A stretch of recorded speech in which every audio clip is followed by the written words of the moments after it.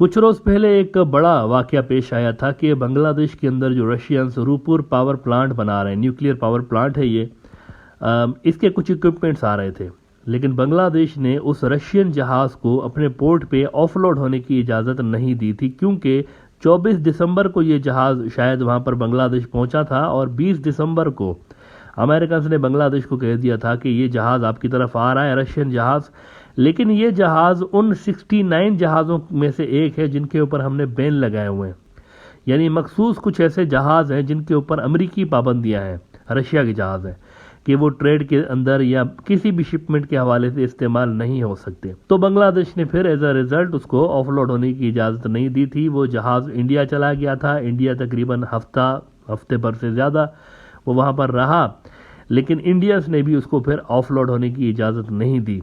जब foreign ministry के spokes person Bagchi साहब से पूछा गया, Indian foreign ministry that is, कि भाई आपने इस जहाज़ को ऑफलोड होने की इजाज़त क्यों नहीं दी, तो उन्होंने कहा कि मुझे इसका इल्म नहीं है, लेकिन हमारी पॉलिसी ये है रशिया से ऑयल और ये एनर्जी लेने के हवाले से कि जहाँ से भी हमें सस्ता पेट्रोल फ्यूल मिलेगा हम वहाँ से लेंगे, बाकी इसका मुझे इल्म नहीं है ना। ये तो माना जा रहा था कि रशियंस और बांग्लादेश के दरमियान कुछ डिप्लोमेटिक सतह पर टेंशन्स इस वाक़े के बाद क्रिएट हो गए, क्योंकि बांग्लादेश के अंदर जो रशियन डिप्लोमेट्स थे उन्होंने बुरा मनाया था कि आपने हमारे जहाज़ को ऑफलोड होने की इजाज़त क्यों नहीं दी।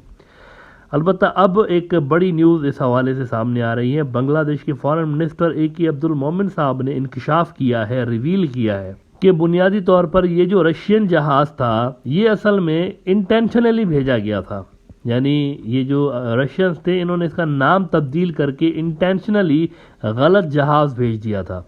उनके पास हज़ारों जहाज़ हैं, लेकिन उन्होंने यही जहाज़ भेजा जो कि सैंक्शन लिस्ट में आता है। तो हमने इनको कहा हुआ है कि ये 69 जहाज़ हैं जो कि अमेरिकी सैंक्शंस की लिस्ट में आते हैं। इनके बिना आप जहां से भी चाहेंगे, जिस जहाज़ में चाहेंगे भेज दें, हम उसको ऑफलोड करेंगे।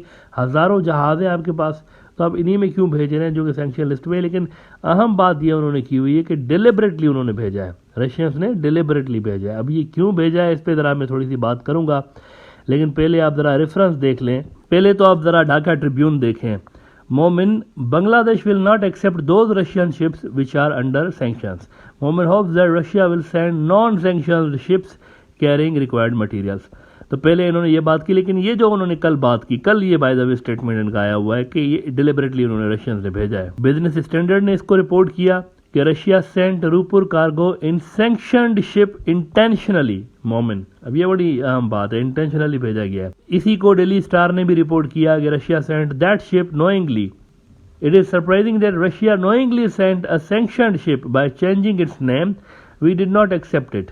Now we accept that Russia will send equipment by non-sanctioned ships। तो ये एक इंटरेस्टिंग इवेंट हुआ है कि रशियंस ने जानबूझ के नाम तब्दील किया अपने एक जहाज़ का और उसको भेज दिया। अब ये रशियंस ने क्यों किया है इस पे देखें। मुमकिन है कि रशियंस अमेरिका की प्रिपेयर्डनेस को या उनकी जो एक कहते हैं ना वो जो नज़र उनकी कितनी है इसको मेजर करना चाह रहे होंगे, इसको देखना चाह रहे होंगे। तो हम ज़रा देखते हैं कि ये कितना उस पर अमल भी कर रहे हैं या इनके ये जो सैंक्शंस हैं ये कितने ज़्यादा इफ़ेक्टिव हैं। तो इस हवाले से उन्होंने फिर नाम तब्दील करके और ये चीज़ करने की कोशिश की है अमेरिका की प्रिपेयर्डनेस को जांचने के लिए कि उनका कितना असर है, कितना इन्फ्लुएंस है, वो पकड़ पाते हैं इन चीज़ों को या नहीं पकड़ पाते। अपेरेंट रीज़न यही नज़र आता है उसका। लेकिन अहम बात यह है कि ये रशियन जहाज़ बांग्लादेश पहुँचने से पहले इंडिया में उसने स्टॉप ओवर किया था। वहाँ पर कुछ दीगर इक्विपमेंट्स थे वो उसने ऑफलोड किए थे। तो इंडिया से ये बांग्लादेश आया। तो अगर रशियंस ये देखना चाह रहे थे कि अमेरिकियों की इंटेलिजेंस कितनी स्ट्रांग है इस हवाले से या उनको कितना पता चलता है, तो फिर तो उनको इंडिया को देखना पड़ेगा ना कि इंडिया से ये बात कैसे आउट हुई। बांग्लादेश को पता नहीं था कि ये जहाज़ वही सैंक्शंस लिस्ट वाला है या नहीं है, उनको नहीं पता था। इंडियंस को गालिबन पता था और इंडिया से ये इन्फॉर्मेशन मेरे ख्याल से अमेरिका गई है और अमेरिकन ने बांग्लादेश को कम्युनिकेट किया है। तो यहाँ पर रशिया के लिए बांग्लादेश से ज़्यादा इंडिया में कंसर्न्स की बात नज़र आ रही है मुझे कि इंडिया से इन्फॉर्मेशन लीक हुई है उनके शिप के हवाले से कि ये वो शिप नहीं है जो कि नज़र आ रहा है पेंटिंग वेंटिंग करके और नाम उसके ऊपर दूसरा लिखा गया, लेकिन वो है नहीं।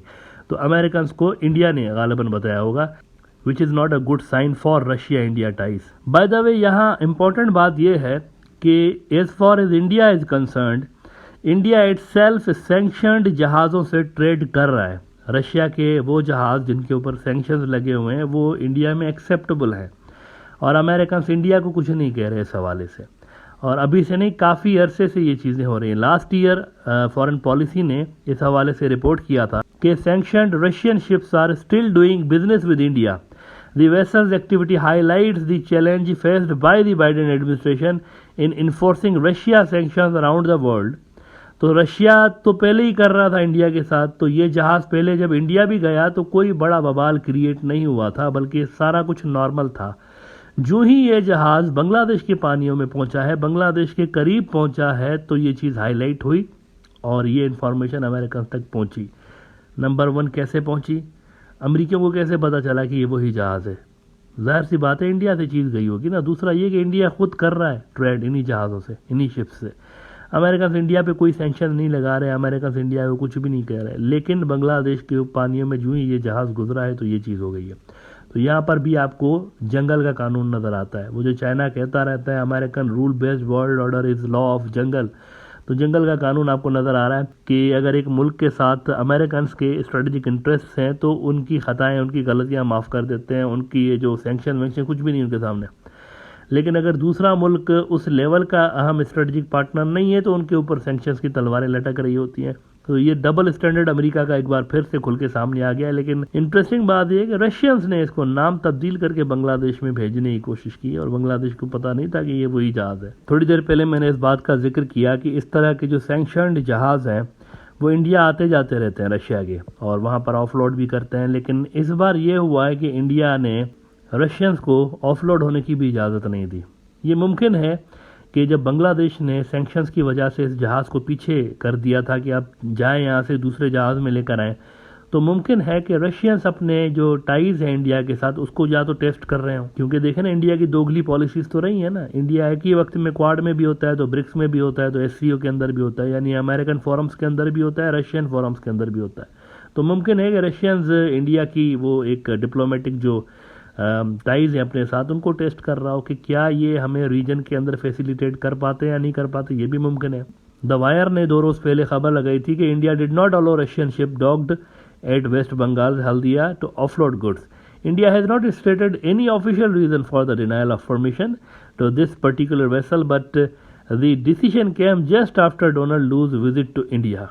ये इंटरेस्टिंग बात है। पहले इस तरह के जहाज़ इंडिया में ऑफलोड होते थे। डोनाल्ड डू जैसे ही द रिजीम चेंज मास्टर, जिसे PTI वाले पाकिस्तान में कहते हैं, जिसने इमरान खान की गवर्नमेंट गिराई थी बकौल PTI के, वो जैसे ही घूम के गया है इंडिया से, तो इंडिया ने रशियन जहाज़ों को जो है वो ऑफलोड होने की इजाज़त नहीं दी। पहले देते थे, अभी नहीं दे रहे। This is also an interesting development जो कि जाहिर कर रही है कि शायद रशिया और इंडिया के जो टाइज हैं उनके अंदर वो पहले वाला मज़ा नहीं रहा जो पहले होता था। और ये अंडरस्टूड सी बात है। वैसे रशियंस के जो स्ट्रेटेजिक टाइज हैं चाइना के साथ, वो इंडियंस को शुरू से लेके पसंद नहीं है जब से ये गलवान वाला क्लैश हुआ है।